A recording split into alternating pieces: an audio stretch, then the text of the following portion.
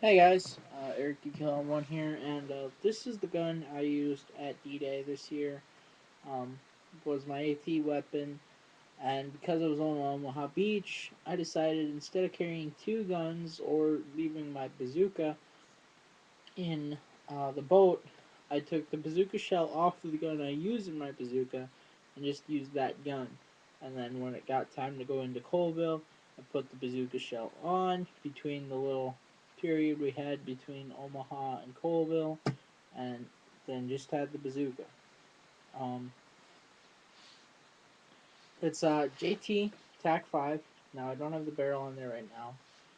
Honestly, this gun is designed so much like an A5 that it's ridiculous. Okay. Um, However, it is a little bit more complicated than an A5. It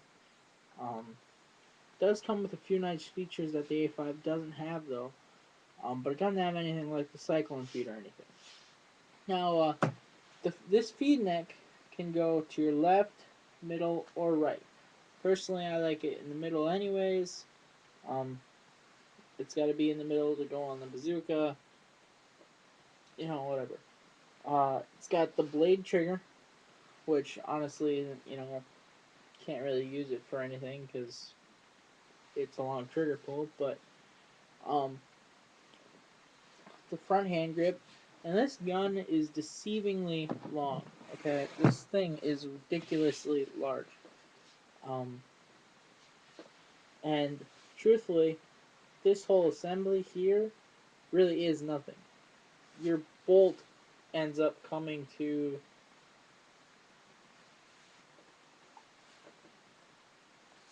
yeah, it, your bolt ends up coming to like right here before it shoots anything. So, and the bolt is curved. Um,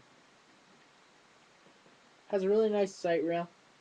So if you did have the hopper off to either side, you could put a red dot or something on there. Um, just all in all, nice semi-auto gun. Um, Very durable. Beat the hell out of this thing.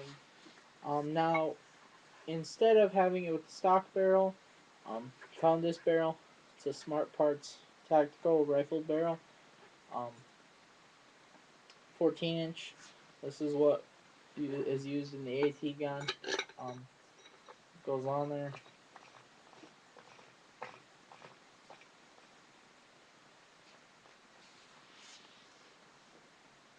Okay.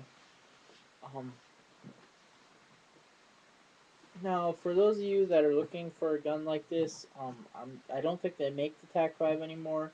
You might be able to get it directly from JT, but they've really switched over to the Stealth, which honestly, the Stealth fully modded out looks like it can be a pretty wicked gun. Um, Now, this thing's pretty accurate. This is the second paintball gun I had before I got my 98 custom, and honestly, I bought it in a full kit for $159, and really was a great shooter.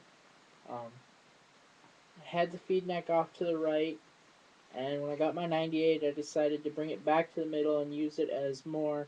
We had a scenario ball field and a speedball field on our course where we played. Um, and I was just at a friend's house, and there were only a couple guys out there that really had any speedball guns. But everybody else was shooting 98s or A5s, and they had all their feeds set off to the right.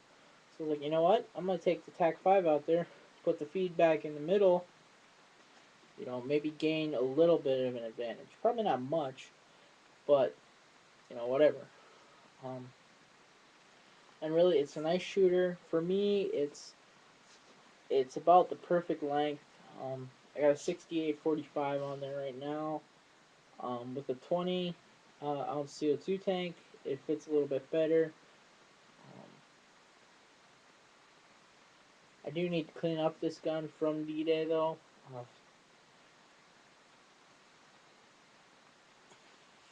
Really just. Oh, shoot.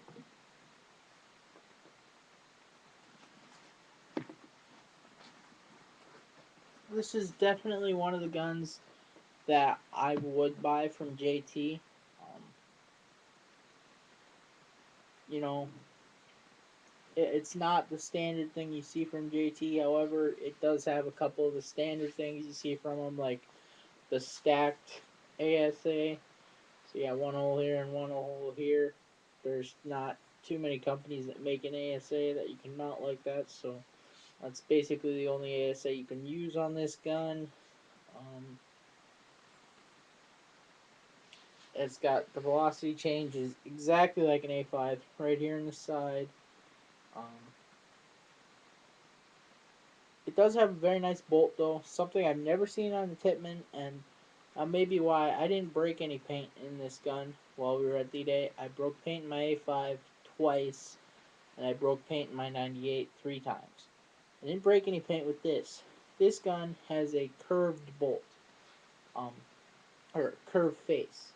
So it's cupped, and when it comes and hits the paint, it cups around it instead of like a Tippmann bolt that would just basically hit it center on, but it's got the open end.